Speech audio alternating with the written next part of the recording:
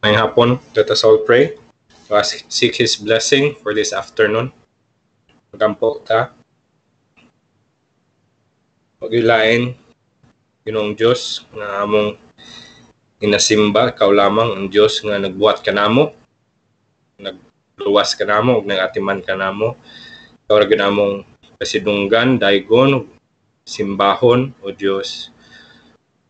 Ampo na pod kami, kanimo Diyos, ngayong hapuna, imo na po kaming ubanan sa panimbahan na po sa hapon, tayo mong special nga presence, magauban na po kanamo, nagampo may simong balang espiritu, magatabang kanamo sa among serbisyo nga ikaw, ang among mapahimutan, mapahimaya sa tanan namong pagabuhaton ning hapuna. Tabangin mi, O Lord, siyan pa man sa grasya nga pagpahinlo kanamo sa among mga kalapasan, Ginoong Diyos, sa among pagduol din kanimo ning hapuna. Hugasi kami sa dugo ni Kristo. Aron takos kami sa among pagpadayon ug simba nimo karong hapuna. O gagampo mi. Padayon mi nimo pasabton sa imong mga pulong o tagay pod mig kusog nga padayon mi mo tuman sa imong mga kabubuton. Alang sa imong himaya ug alang sa kayuhan sa imong mga katawhan. Labi na ning orasa nga simba din kanimo uban dali sa ORBC, O Lord.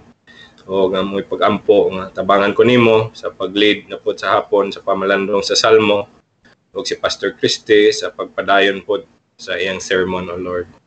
Hinaot padayon pud ka, magprotektar ka namo ikan sa among mga kaaway nga buot muguba sa among pagsimba din kanimo. Sa Lord ka ug among lauman ing hapuna initanan among giampo sa ngalan lamang Ginoong Hesus. Amen. Please open your Bibles to Psalm chapter 1:19. Atong padayon nga pagpamalandong sa Salmo 119. Psalm 119. Aniya nata karon sa 129 hangtod sa 136. Verses 129 hangtod sa 136. Manatong pamalandungan nining hapuna.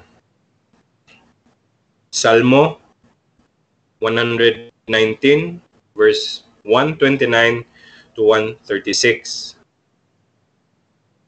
Your testimonies are wonderful, therefore my soul observes them. The unfolding of your words gives light, it gives understanding to the simple. I opened my mouth wide and panted, for I long for your commandments. Turn to me and be gracious to me, after your manner with those who love your name.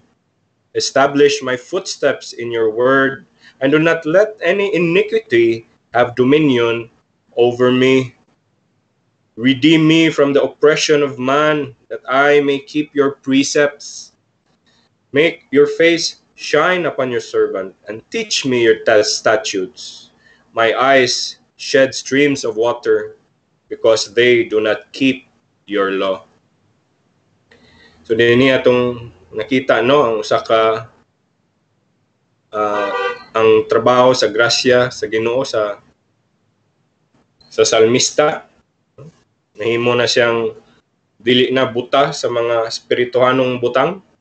Atong nakita nga ang mga pulong sa Dios, ang mga testimonies, nahimo nang wonderful kaniya, no? Verse 129, your testimonies are wonderful, therefore my soul observes them. Dayon sa verse 130, no? The unfolding of your words gives light, no? Kahayag na niya, no? As he meditates sa mga pulong sa Dios, nahimo na siyang kahayag, no? Dili na libog sa iya, di na ngit-ngit sa iya. So mo nang trabaho sa grasya sa Dios sa iyang mga katawhan. It is already wonderful to them. Dayon it gives light to them, kahatag og kahayag. Dili lang kana nga nahayagan sila or nakita nilang kanindot sa pulong sa Dios, but also they long pa more sa ilahang sa mga pulong sa Dios, di makontento, no? Verse 131, I opened my mouth wide and panted, for I longed for your commandments, no? Ngita gid siya, naglong gid siya sa mga pulong sa Dios sa iyang balaod. And then ato makita sa verse 132, turn to me and be gracious to me after your manner with those who love your name. No, iyang pag-ampo, establish my footsteps in your word and do not let any iniquity have dominion over me. No, nag-ampo ang salmista sa Dios nga unta grasyahan siya pagdugang sa Dios. No, nga di siya biyaan. So, turn to me and be gracious to me. Unta magpadayon ang grasya sa Dios mamuhat sa iyang kinabuhi after your manner with those who love your name, katong nagigugma siya ngalan, no, nagampo siya nga malig-on siya diya sa iyang mga sugo o hinaot nga dili magdominar ang sala sa iya sa iyahang kinabuhi, no. Establish my footsteps in your word and do not let any iniquity have dominion over me, no. Sa kaning tao nga nahayagan na sa pulong sa Ginoo, nagrasyahan na, nakita ng ang kahayag pinagi sa mga pulong, no, nagpant more sa iyang mga pulong sa iyang mga sugo, iyang mga balaod, no, makita niya nga layo ra gyud kaayo siya sa mga pagtuman sa mga balaod sa Dios. Munang nag-ampo gyud siya grasya ng iyang mga lakang, iyang paglakaw ining kinabuhia, no, ma-establish sa pulong sa Dios nga unta ang kining iniquity dili na magdominar over him or over the servant of God, no.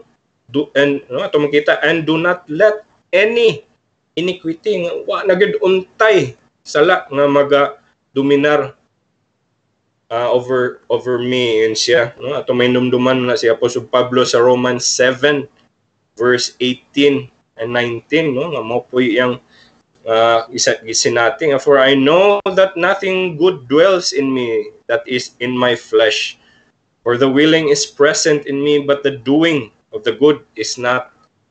For the good that I want I do not do, but I practice the very evil that I do not want. So na atong naglong yun, yung nahayagan na siya, ang salmista, nga nindot kayang balaod sa Diyos, iyang sugo, gusto siya nga iyang mga lakang, iyang kinabuhi, iyang paglakaw tubangan sa Diyos, nga ma-perfect, no? Iyang hangyo nga ma-establish sa mga pulong sa Diyos, nga unta ang sala, di na mo dominar niya. No? Kay bugat kay na sa katao nga giluwas sa Diyos, gigrasyahan sa Diyos. No, nga dili niya gusto nga magpadayon yung kinabuhi nga maglapas siya sa balaod sa Dios, nga sige siya makapag-grieve sa Ginoo. Not only that, no, gusto pod niya nga muna yung burden, no, nga wala na iniquity nga madominar niya, maobey niya ang balaod perfectly.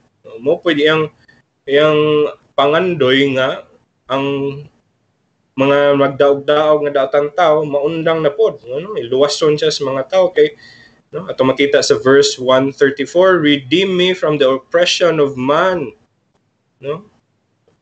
Nagampo siya nga luwason siya sa mga pagdaog-daog sa mga daotang tao. Kay, no, sayod ta nga atog yung mga defaults kung di ta grasyahan sa Ginoo, kung di ta luwason sa Ginoo, di ta tabangan sa Ginoo, kung naay daotan ibuhat, no, daog-daogon ta sa ubang daotang tao, no, ang normal gyud nato, ang default gyud nato is, no, we will repay evil for evil, mubalos gyud ta. Sa munang hangyo gyud niya nga tang i-redeem siya from the oppression of man, kay di gyud na niya kaya, no, kung dili sa tabangan sa Ginoo, mubalos gyud ang unod, the flesh. Redeem me from the oppression of man that I may keep your precepts, no? Matuman yang ang mga balaod sa Dios. Make your face shine upon your servants and teach me your statutes. Mo gyud na iyang pangandoy nga unta ang no, mapadayon nga grasyahan sa ang Ginoo, mag-uban kaniya, magtabang kaniya, o magtudlo kaniya sa iyang mga balaod. O sa katapusan sa verse 136, makita nato ang salmista pod, no, nga dili lang nag-desire siya nga matuman, no, naghatag og burden niya di niya matuman ang balaod sa Dios. Nagyud ang sala gyapon, ngandoy siya nga dili dominar. Gusto siya nga matuman niya may iyang paglakaw mo establish pulong sa Dios perfectly. Napoy burden niya, no, nga ang desire po niya sa ubang tao nga mutuman pod sa balaod sa Dios. Ito makita nga yun sa my eyes shed streams of water. Hilak siya murag daghan kayang gihilakan because they do not keep your law. Nagyoy daghan mga tao nga wala nagtuman sa balaod sa Dios. Mo po ni burden niya mo ni iyang gihilakan like streams of water. And so makita gyud nato nga dili lang siya nga gusto nga mutuman maka-perfect siya tuman sa balaod sa Dios, but also all of his neighbors kita gyud niya nga they do not keep your law. So nasubo gyud siya maayo, no, hinaot mo po ni atong kasing-kasing, no, nga padayon ta nga mulong and seek for God's grace nga every day nga mo grow ta spiritually and hope much holier by keeping His commandments, no? Padayon ta minulsol sa mga nalapas nato, padayon po tatagaan niya kusog paglakaw, pagbuhat sa matarong, unsay balaan, ya siyang atubangan. Ug mo po'y pag-ampo nato, ano, ang uban nga wala nag-keep sa iyang law, nga mo keep pod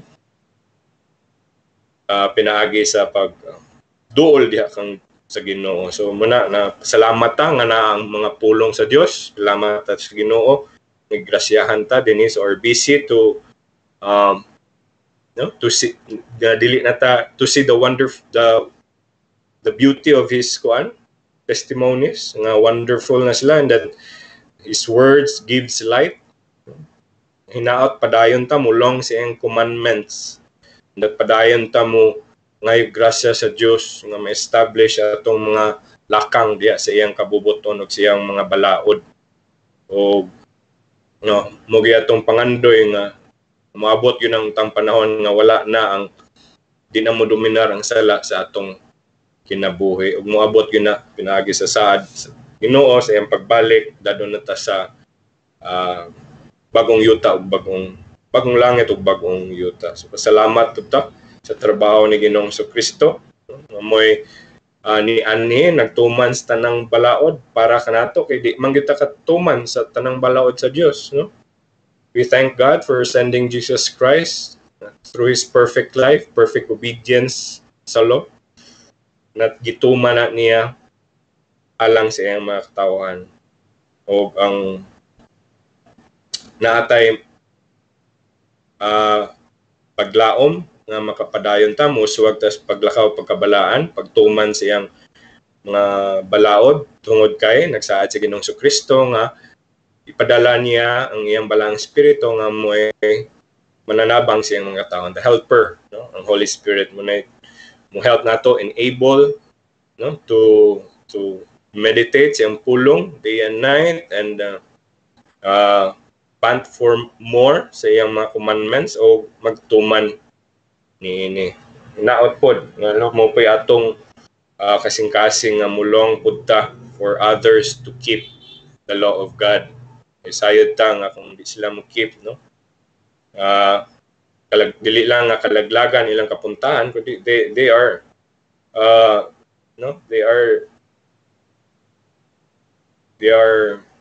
unsay tawag ani, nag-disobey sila nag-dishonor sila sa usa ka balaan nga Dios, no, holy and righteous nga Dios. So labaw sa nga malaglag sila sa pagkatapos ang silot, hindi, no, naka-offend gid sila sa usa ka holy and mighty and merciful God. So hinaot naka-benepisyo ta sa nining pamalandong nato sa Salmo 1:19.